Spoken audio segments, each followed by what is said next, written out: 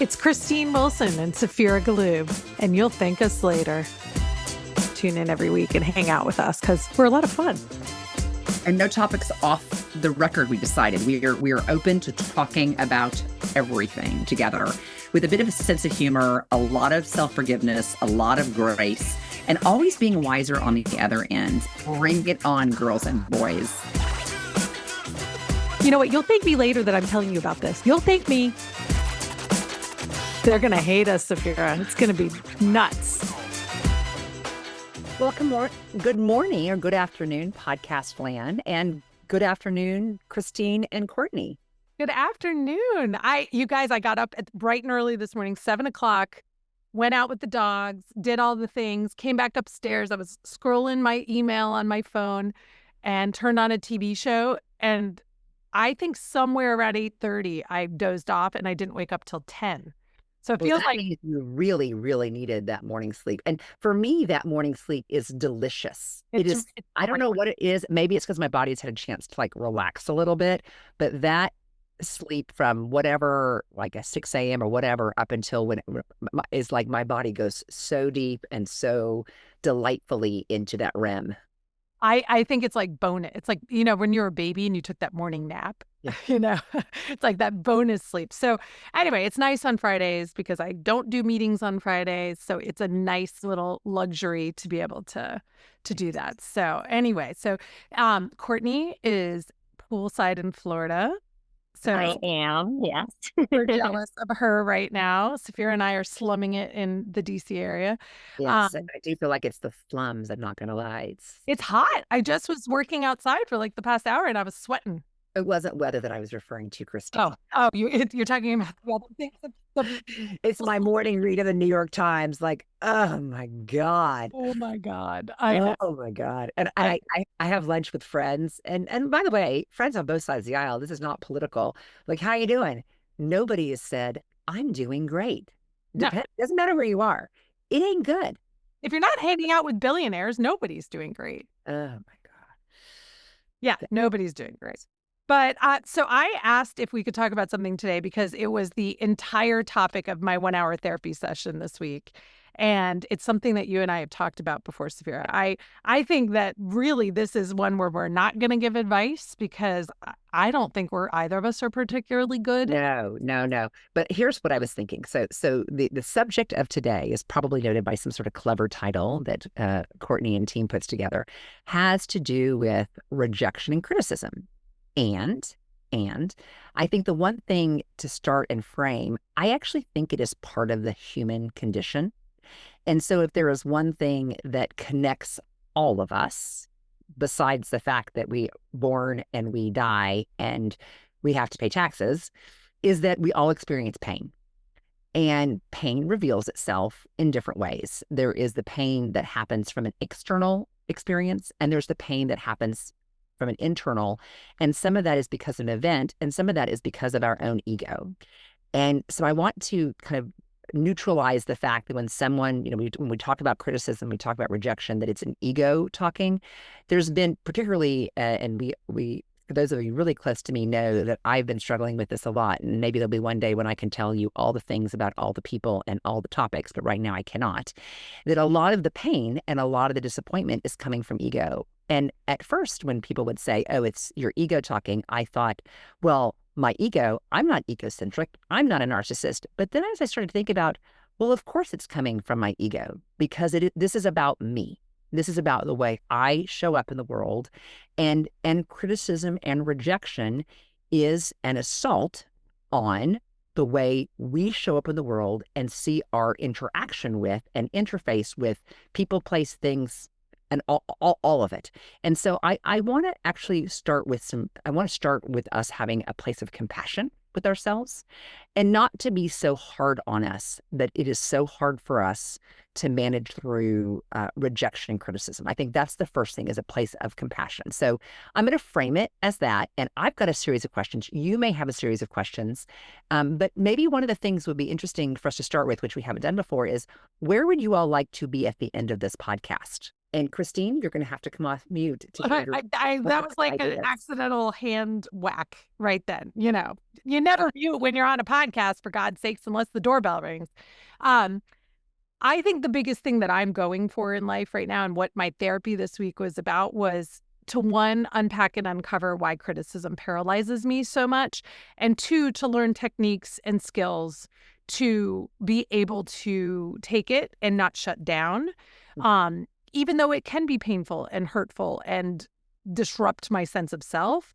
Um, it hasn't served me well to be so criticism avoidant Mm. for my whole life. And I think ultimately I miss out on some valuable things. So I think my goal in the end of this is maybe to unpack a little bit about, like, what are the common themes of why we react the way we do, why we feel the way we do, and what are potentially some things, that I've learned in my therapy this week and just in my own growth that we can share with others on ways they can handle it.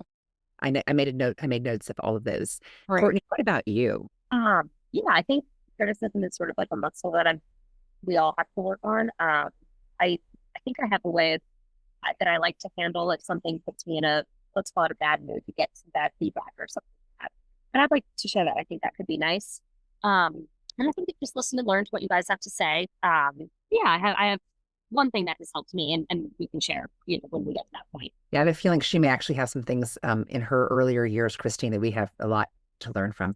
So, Yeah. so let me start by opening up it and not going, I'm going to ask the question for you, for the two of you, and Christine, we'll start with you since this has been a topic. Forget about what the criticism is.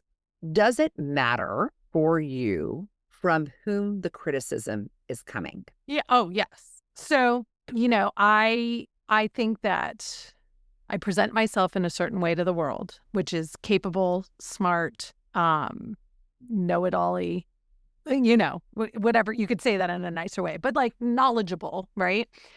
And so when someone that I have a lot of respect for, or I want to impress, is critical of me, it feels like I've failed. It's a failure. I am very, very bad at taking it initially as a suggestion for improvement or opportunity to learn or a new way to do things that I just didn't know about.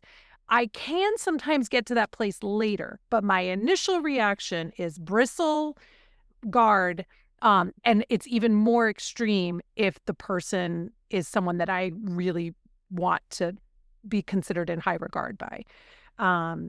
If it's somebody that I don't really know or have any real relationship with or any real knowledge about, and they just said something like, you're ugly or you're stupid or you're whatever, I could maybe just pass that off as just someone being rude and mean, and maybe not let it get to my soul, right? But, I will say, I think I come from a household where expectations were high. Mm-hmm. And I took a lot of not meeting goals or achieving certain things as criticism. And maybe they weren't, but that's how I perceive them.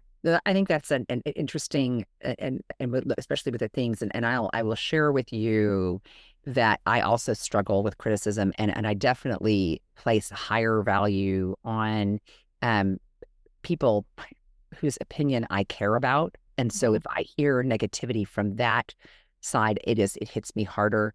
I also have a maturity issue that if someone I don't care about says something about me that's not true, that also pisses me off. I don't feel hurt. I feel angry about that. But I definitely have an emotion when an accusation about my character or my professionalism or, I do get irritated when people make statements about me that are not grounded in fact, or if I know that it's not grounded on their experience, they're just being negligent with what they're saying, and particularly, when it's in a larger group. But I share with you that it's really, really hard for me to hear from people I love the most something that is, and particularly if I know that it's true, the defense goes up pretty high, pretty quick. Well, isn't that the hardest thing, is when you hear something that hits close to home, when you hear someone say, I mean, even when people make a joke that's like, oh, yeah, well, Christine doesn't know it all. She just knows pretty much everything, or makes a joke like that. I mean, that's a criticism. They're letting me know that I'm being a know-it-all and that's maybe not appreciated or it's annoying. It's immediately like defensive because that is a big part of me, a big It's part so of interesting about somebody who knows you so well. I love that you have such a breadth of subject matter expertise. It excites me. Yeah. It motivates me. It makes me feel comfortable and safe. So I actually think part of this is the mouth of the criticizer has to be taken into account. Yeah. Yeah. I mean, but I also, I can be really tough on people if they want to present a new way, a different way, another way, because I have such strong allegiance to my own way or my knowledge. And I think that's what they're saying. I think that's what it really is coming back to me is, hey, sometimes your way isn't the only way. Give other people a chance. Let there be other insights. And I think I've gotten better at it, which some people might be like, shit, what was she like before? But it is something that I have in my 40s at least opened my mind to hearing that versus just being like, they're so stupid. I don't care, which probably was how I spent the first 40 years of my life. But my natural reaction is to know it all and to be annoyed at someone suggesting another way. And so that's the whole training of myself, of how I identify myself, because I think that's where I have my value is in my knowledge. That's how I see value. And I see it as a gift to give people. And sometimes people are like, I don't want your fucking gift. Stop. I want your fucking gift. So I just want to let you know, every time you think there's somebody who doesn't want your gift, be like, yeah, but Saphira does want my gift. Yeah, I mean, but there's neutralize and balance that shit out. Well, I have to tell you what gets me so riled up is that when someone's like, oh, Saphira, oh my God, she's such a mess. I want to be like, really? Because when's the last time you have built 6 businesses, run 3 organizations, cooked dinner for your husband, and looked this cute? Right. Shut the fuck up. I mean, yeah, it's super easy to always be like on top of it when you've got one ball in the air, but I'm juggling 35 with my eyes closed and my false eyelashes on. So I get really irritated when folks talk about that, but don't put the whole context in mind. Because, sometimes I do drop a ball or I'm a little bit delayed on a deadline or whatever, but overall I can deliver. And so I get really mad when people have no context for saying something about me that I'm like not always on point. And for sure it hits me because I always want to be, 100% like you can always count on me. You can rely on me. If I say I'm going to deliver, I'm going to over deliver. If I'm, and so when someone somehow questions that as being what I value as myself as being one of my highest attributes, it really hits me wrong. I mean, I think there's probably a common theme here that high achieving people, maybe women, that maybe this is a gender specific thing in some ways, but high achieving, high expectation people really struggle with criticism because it's so much of their identity feels it as a failure, right? And you and I have always expected that we're giving A+ performance. And so when somebody says, well, that was really a B, we're like, oh my God, you just took away every bit of value of my B. I don't make B's. I only make A's. I earn A's. Oh yeah, for sure. Yeah. So I think that is probably one of the biggest challenges. And I will actually say this is I know Nicole really struggles with criticism because she wants to do a good job for people. Yeah. She really wants to. She doesn't want to fail. So criticism, she can take it and do the work differently or better, but it really hurts her. She takes it very personally because she sees it as a failure to the person. She and I have had many conversations about this. And she hates to let someone down. Whereas mine is more like, you just shot me in my ego heart and just hurt my ego heart. Whereas she's like, oh, I'm very disappointed that I disappointed you. Well, that's interesting because now we're looking at the distinction between did I disappoint someone versus an attack on the fundamentals of what makes me, from my vantage point, great. And I think it's a really, so I wonder, I'm going to try to have some cognizance in the next time a criticism comes at me. Is my reaction because I think I disappointed, or is it because it hits me at the very core of what I think makes me unique and makes me kind of, best in the world at ... And that's I never thought about those two distinctions before. So I had a client named Karen Coltrane who did a presentation for the Leadership Center all about the big 5 personality traits. And we all took the test and you learned about, how you ranked in the big 5 personalities. So it ranks you on openness, agreeableness, neuroticism. I'm trying to think of all of the others. Extroversion, conscientiousness.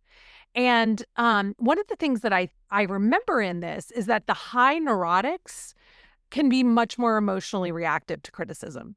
They take it very personally. They feel very anxious about being judged, and they avoid feedback in order to protect their self-esteem. And I think that's me. I think that's where I fall in that. There's also people that have low openness. So they like things routine. They like things very familiar. So they see criticism as a shaking of the stability. So I'm not neurotic, so where do I fall on that? So neurotic is a weird term for the big 5 because it doesn't mean you are neurotic. It's actually that it always gets people all worked out about like, I'm not neurotic, but neuroticism is really it describes an individual's level of emotional stability and their tendency to experience negative emotions. So it's really more about anxiety and worry than it is about being neurotic. So, because I was thinking neurotic is someone for whom there is one way to do things. It has to be done this way every time. It's a rigid. I always thought that neuroticism related to rigidity and kind of and assuring that things are achieved just so. So that's actually in the big 5, that's more dictated by your openness. So openness is someone's willingness to experience new things, new ideas, new emotions, new sensations, going out of the familiar.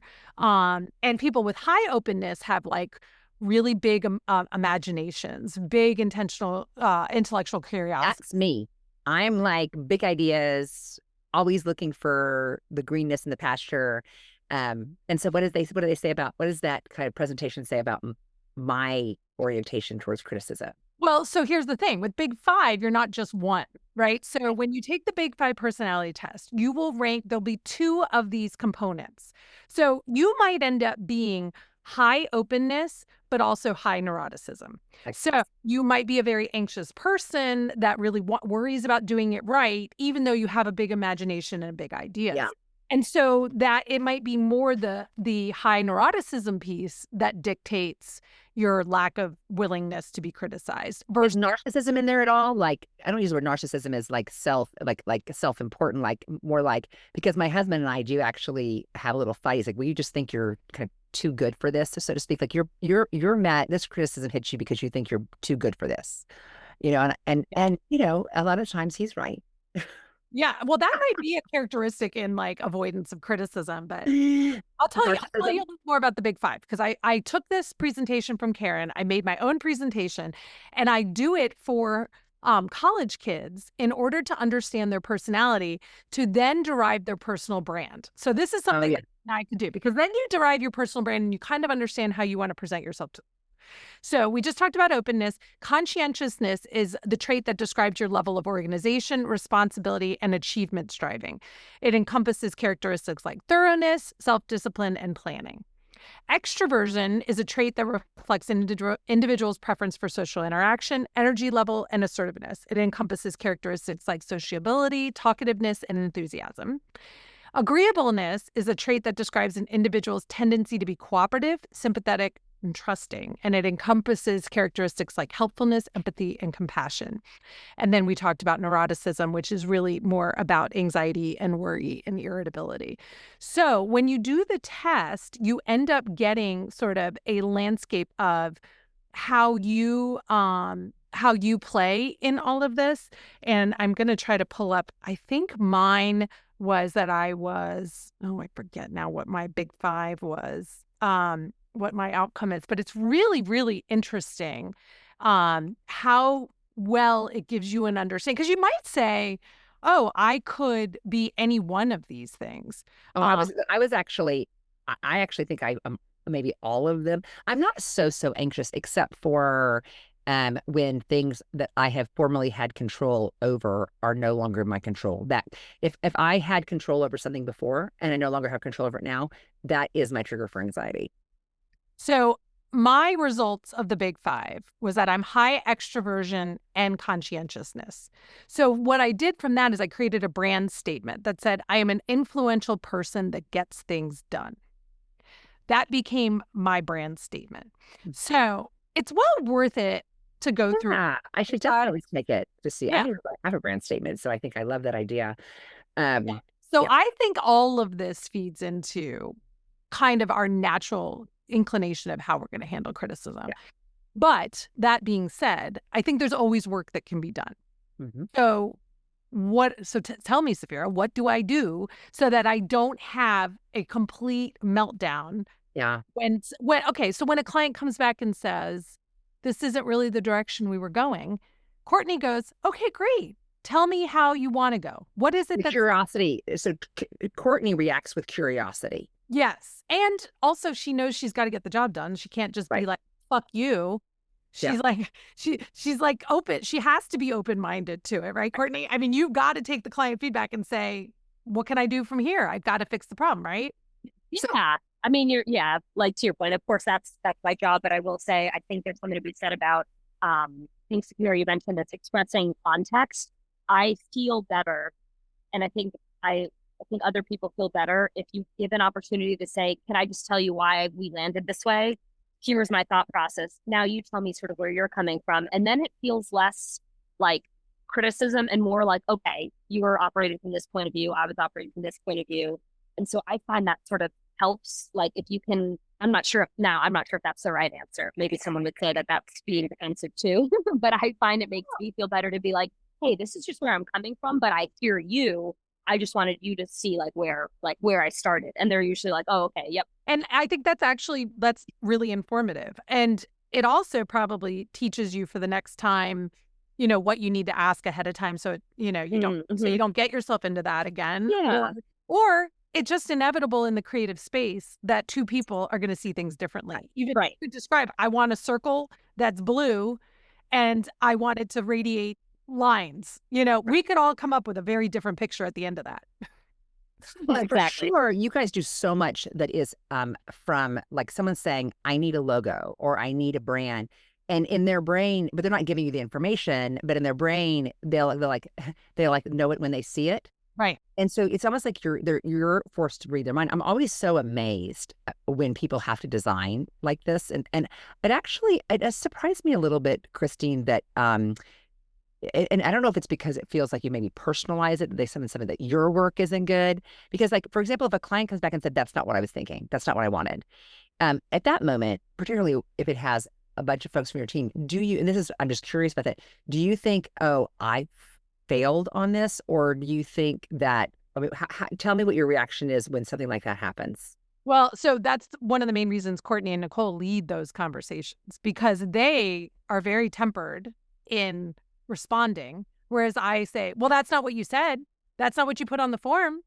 How do you think we got to this? You gave us that information, So I have learned to shut my mouth because my response in the moment is not going to be productive. It's going to upset the client. Yeah. It's going to make them feel defensive. And it's not going to. That's interesting. Yeah. Well, I will say the fact that that you're like that, and you kind of take yourself out of a situation, that is such a great coping mechanism. Yeah. And I will tell you my experience, which having worked with just so many either clients in the dance space and clients now, I am amazed that how bad people's memories are. Yeah. I'm not saying that mine is perfect, but like I fucking remember when someone says A, B, or C. And if you come back and say D, E, or F, I'm like, we talked about A, B, and C. And yeah. And well, we document a lot for that reason. Yeah. Because people forget. And we like to send the email back and say, well, here's what we were working from. Yeah. We're happy to switch, but that's going to cost this money or time because that's not what you said. Right. No, I think that is, and particularly working in an environment like you have, which is so client, like you're actually because we work together, you're actually a partner with the client. You're not just like a service provider. Like, you are part of the DNA of clients on so many projects. I mean, everything we've ever done is like, the way that I present to the world is informed by how you show that I present to the world. Well, and that, because we work with mostly small businesses, we're generally an extension of their team. Yeah. We don't get to just be like this agency that exists somewhere far away. We're on calls with them all the time. We go into meetings with them. We do presentations for them. They add us to their website as their team. Yeah. So if I acted the way I want to act all the time and get reactive and angry, people would be like, screw it, I don't want you as part of my team. So I think I've mentioned before, Courtney and Nicole are my coping mechanisms for so many things, and the rest of my team. I don't know if you've ever seen Lucas take feedback. I mean, he is calm, cool. Oh, I know. I've given him a ton of feedback. He's fantastic. Well, I actually want to give you some feedback here that is, maybe you may not realize. You may in your brain think that your reaction is, either rigid or what, but we've done so many complex things together. You were a smooth, you were a smooth sail. I've never seen you irritated. I mean, we had one strategy meeting that was delicate, but the way you handled it was a lot better than the way I handled it. So I think you may be being a bit hard on yourself. That would be my feedback. I'm wondering if you're actually I think you present much better than you may be giving yourself credit for. I think, though, you're very open-minded to me. So you hear me, I think you're very open-minded to my opinion. I think you respect my opinion. So I think others who might not be as open-minded to my opinion, they would see me as more aggressive and obnoxious. I think you're like, if Christine's going to get this worked up about it, she probably really knows what she's talking about this, and I'm going to listen and be open. Yeah. Well, and frankly, I mean, you're the expert in this area, so why wouldn't I defer to you on this? Yeah, but that's the thing. Not all clients want to defer to me. Yeah. They have their own opinions, and I really do have to get better at taking their opinions. So I would just say balance that out with, you're pretty damn good at the way you do it. So showing yourself some compassion. So here's something that we're going to flip the script on. Okay. Yeah. I need to be more compassionate. So I think I actually mentioned this when I was talking. I was in a really hard week one week when we were doing a podcast, and I was talking to a friend who's a very high achieving. She's a financial planner. She's my family's financial planner. And she had a lot of really hard things happen to her as well. And she was taking it really rough.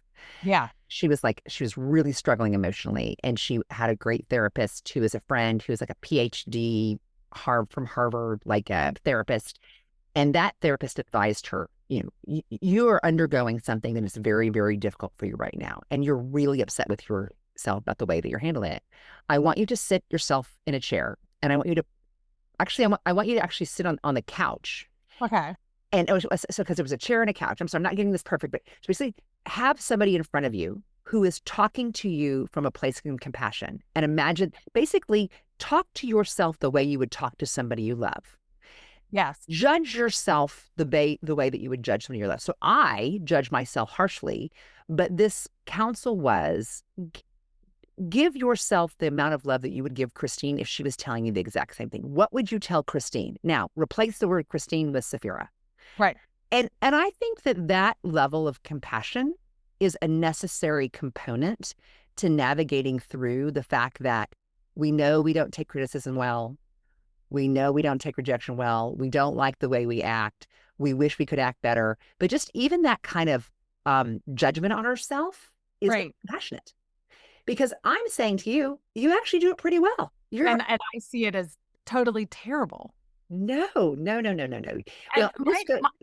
my therapist said something this week that I think is what you're saying. She said, depersonalize it. So she said, the criticism is about a specific thing. Right. Work you did, maybe a behavior when you said something embarrassing in front of your child and he doesn't like it. It's not of your worth as a human. And that's where I think too often I blur that line. I see it as they're telling me I'm the worst as a person, not that I just said something stupid and should have shut my mouth. The other really good thing about this is most people, not me, but most people have terrible memories. Yeah. As long as you perform really well, like 95% of the time. Really, they just remember the last best thing for you that you did. Right. So they don't remember anything like 6 months ago that may have been, less. I mean, I remember everything but that I'm a little bit problematic in that way. But that's really good news. Like if you didn't perform well this week, in 2 weeks you probably will, and they'll forget about what happened the last 2 weeks. The other thing that my therapist mentioned to me is creating sort of a ritual or a habit for when I feel criticized. So maybe it's that I go write in a journal, or I take a walk, or I go make an iced tea, which I really, like a favorite drink. I do a thing that calms me down, gives me pleasure. So I'm not going to react in the moment to the criticism. Then I'm going to go take this time to decompress. Yeah. And then reflect back. Was there a kernel of truth in it? Was it just mean-spirited? Is there anything I can learn from it? And it's not about my self-worth. So those were the things that she gave me this week. Have I implemented any of them yet? I don't know. I'm trying to think if I've been criticized in the last, this has only been 2 days since she told me all this, that I jotted these notes down. So I don't know that I've had the chance. So I'm hoping that I can find it. I think, yeah. And I think, you know what else I think I do? My mom has always had high expectations for me and my sister. Her father was very critical of her. Yeah. I think a lot of what my mom says, I read into as criticism, and it's really her trying to share wisdom or guidance or love or worry or care. And I see it as criticism. So I'll give you my perfect example. My mom used to come and help me with the kids all the time. When I would get home, she would tell me about all the things she did in the house. She saw it as a gift. She had taken out the trash. She had wiped down the counter. She had done the laundry. She had organized a messy closet. I took it as your house was dirty. You didn't bother to clean out the closet. You live in a pigsty. You're a worthless person. And I had to come fix it for you. And so the constant conflict there was that she is an acts of service person who shows love through acts of service. I felt criticized and anxious and upset. So she kept doing more and more to show me she loved me, and I kept being more and more upset. And it blew up into a massive blow up years ago. And we now walk a pretty fine line of like, I say, it's getting too close. It's too much, Mom. And then, okay, Mom, can you come help me with my closets? Celie got fired to do the closet. I invited her to help. Yeah. So she said to me, oh, it was the best day. I loved helping you so much today. So boundaries had been really important so that I don't react and blow up our relationship over what she's trying to do as a generous thing. But I can't help it. I read criticism into every time. And this is it's very impressive about how self-aware you are. And lots of therapy. Well, and there's some really great, like, people who are Stoics, people who study Stoicism, and Marcus Aurelius, that was kind of the original Stoic. That kind of internal, like going inside and saying, evaluating, that is a skill, I think, that is a very, both self-awareness, but also the courage it takes to do that, and the commitment that it takes to do that. I mean, that actually says more about your character than maybe a reaction here, a reaction there. So I think the other side of this coin is this incredibly poignant awareness that you have on this vulnerability, both with yourself, but also with the relationships with people who are most important to you. Because if you go out into the world and you kind of assess where people are, I don't know what the spectrum is, but I think you're probably like 98% on the self-awareness. And that, that's really impressive. I think I went through a lot of life very unself-aware. And I do think it took some moments of inner reflection that was really important to figure that out. I have a question for you. Yes. So let's say I wanted to say to you, I need you to do this thing differently. This paperwork you sent over, I need it done differently. If I start with a compliment, does that improve the criticism? I think it depends. Mm-hmm. So I think, for me, like on the business side, I actually don't personalize that type of stuff. I'm not in the creative field, but like, let's say, for example, we were working on a contract and it said XYZ was different. And you said, and you want to know, like, what probably would help me to say, let's add dun, dun, dun, dun. Can we revisit how we reword this? We're getting close. Okay. So the compliment sandwich, or I mean, you could say this is a good start, or a lot is in here about what we need. The places where I think we want to maybe get a little bit more precise, or we need to kind of think through what the consequences are of the way it's drafted. But I think we're close, and let's take another shot at. So I do think framing it like that is helpful, because it does kind of show that here are all the things that are working about this, and here are the things that we need to give a little bit more attention. And I also think that we versus you need to give attention, or this one's not drafted right, like that. I mean, there's a softness there, and I'm talking about this is how I would receive it well, and this is how I would communicate it, I think, in order not to create this us versus you. Did I not draw something right for you, Christy? No. Well, I told you I needed all the website stuff written down. Oh. And you did it because you were like, can we do a call? And I was like, that just doesn't work for me. Right. I'm a visual person. If I visually can't see it, I can't check off the list. And so I wouldn't say it was a criticism, but I came back to you and I was like, this is what I need. If we do this. And I didn't actually say it like that. It was like, this is what needs to get done. And then I was like, I'm embarrassed that I'm giving this to you like this. But, and that's what I wanted. Yeah. I wanted the notes in a bullet because the way. So I wouldn't say it was a criticism, but I did come back and say, nope, I need it delivered differently. I have to have. Absolutely. So that kind of thing. I will say I am a good compliment sandwich person. So like if somebody came to me and said, oh, wow, this one thing on the website looks great. Now we just need to go back and let's go revisit, or like we said, the industry snapshot. Let's revisit it and make it more graphic. Let's do those kinds of things. Anyone who starts in a place of positivity already has me with my hackles have come down. I don't feel like I'm stepping back. I'm leaned in. And I'm much more like, oh, yeah, tell me. You have an idea for that? Ooh, yeah, okay. I mean, it's interesting because like your work is so good. Like everything you've ever done for me has always been like exceeding my expectations. And it's always exceeded the expectations of everybody I work with. And so to me, it's just what you do with design work and so forth. It always makes me look so good because you're so good. And well, you keep these compliments coming, and then you can tear the whole thing apart. No. I'm just telling you, this is part of my delivery into the world, is because you have created what I look at, this national look and feel of everything that I do. And so when people meet me in person, they have the personal side of it that's matched with the digital side of it, and it. I mean, literally, I could be like, like international company, I could be like that. You are a national agency. You have that look and feel on everything you all do. Oh, thank you. I mean, we do try, because it's actually not that hard. It's like there's a bunch of rules to follow. I mean, Courtney could tell you all of them. She knows. She's like, you set the brand, you set the the visual identity, the brand. What does the brand stand for? And then you let it weave through everything we do. So it's not as hard as people think it is. It's just a lot of people don't have the tools to make it happen. No. It's a skill that you all do really, really well. And I think some people are just not fluent on the skill. Well, thank you. I'm glad this is like compliment, non-criticism podcast. I'm going to leave it. I'm going to be like, who has something negative to tell me? I'm ready for it now. I'm all built up. Nope, not me. I feel gratitude. So I do think, I was going to ask you. Okay.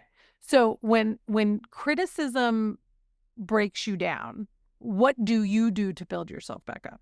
Oh, wow. When I get criticized, I get a bit angry. Yeah. I mean, hurt and anger to me share a wall to see. Yeah. They share a very thin wall. Mm-hmm. Yeah. That's why my response is, well, fuck them. What do they know anyway? Oh, yeah. And I also, I actually can brood for days, and in some cases, weeks. Yeah, I definitely hold on to it. So I will tell you, time is definitely helpful for me. But I think for me, time is helpful for me. And I think for me is if the criticism is something that I can control, I prefer it. If the criticism is something that I do not have control over, that's actually even harder for me, because I know that I'm being hit with the burden of not good enough or wasn't. And I mean, I'm in the middle of experiencing right this. Somebody made an allegation that my prior work lacked professionalism, which I got to tell you, I am a lot of things, but lacking professionalism is not one of them. No. So it's Yeah. hard for me because I know it's not placed in anything that's grounded. They don't know my work. They're just saying it out loud, and they're saying it in front of people who also find me to be professional. So it's really, so I'm really mad about this. And Is it because they knew it would really hurt? no, I think it's just Like, negligence. The person doesn't know me that well. okay. It's just negligence. Yeah. They're just they're just not informed, and they're not responsible with their commentary. That's all it is. And I'm aware of that. So my kind of my intent, now that I've been mad for a while, so my intent is just to distance. So like, there's no more warmth going into that person anymore. They're done. They're no more love from Saphira. They're like, forever will be like, it's a plant that I put out. So I'm done with that person. And now I will just go on and do my other thing, and I will continue to be professional and, like, walk away. Like, I am no longer, if somebody offends me in such a way, I'm done with them. Yeah, they're dead. Done. Yeah. Oh yeah, it is hard because I probably am too. I would say I'm probably done. I turn off from them too. I'm just wondering, I'm like, there's part of me that's like, but am I still always like having them in the back of my mind? No, I don't think on this one I will. Good. Because there's no way. And It's almost like saying, like, my hair is blonde. My hair is not blonde. No. It's like, that's kind of, it's gray. Your brand. It's literally like them denying your brand. Yeah. Like who you are. Oh yeah. Yeah. And I also know that, like, ask 100 people, one of the things, like, they'd say, oh, she's so professional. She's so professional. Yeah. So it's okay. But it's really just more that they're just negligent about this. But I kind of like, is it true? It's not true. But I do personalize in the sense that I will no longer, that person is dead to me. Yeah. And so my relationship with criticism and rejection is that if it doesn't hit me right, or if it's not like, it can really breach a relationship for me. Yeah, I get it. And is it's irreversible for me. So be careful, everybody out in podcast land. If you want to, like, criticize me, or you wanted to say something that's not true, I may cut you off. Yes. Well, and you and I talked about this. I was just thinking the other side of the coin on this is I'm not super great at taking compliments. They make me kind of squirrely. Like, I think you saw just now when you were saying those nice things, I was like, and I have to make jokes and I think the other side of the coin is you get better at taking criticism if you also get better at taking compliments. I don't know. I'm really good at taking compliments. I always feel so, I always am like, I make jokes. Yeah. I throw in the self-deprecating. I want to, like, be like, no, but you are, and like throw it back. And I think I need to learn on both sides, because I think if I can get those two coins to work. Well, I will make you practice receiving the compliments. Okay. That'll be my responsibility. I appreciate it. One last thing out of this is I also am a criticizer. So one of the things I'd like to take away from this, and probably something I'll be working on in therapy, is how to become better at not being so critical of others. I have very high expectations of people. I do not do well with stupidity. I do not do well with incompetence. I do not do well when people don't see things the way I see it. And that is exactly what I don't want done to me.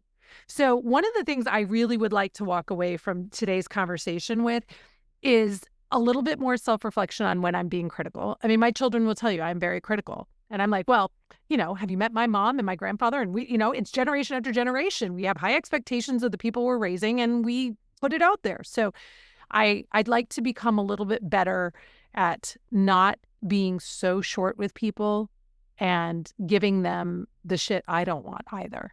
And probably you and I both are more critical of the people we love the most. Yes. As opposed to people who are more arm's length to us. Yes. Yeah.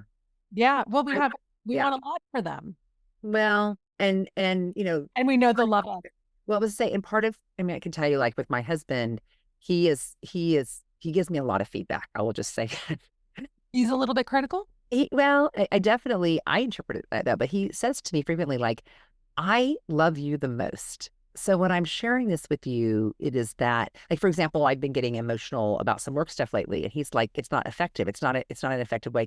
He's like, "I'm not telling you that because I don't love you. I'm not telling you that because I'm trying to be ugly. I'm telling you because I do love you, and when I'm and because I love you." So I do think, and it's struggles for me because literally, if like he says something, my husband's actually the king of what they call the complisult, Yeah. or it's like you come home with your hair done, he goes, "Huh, your hair."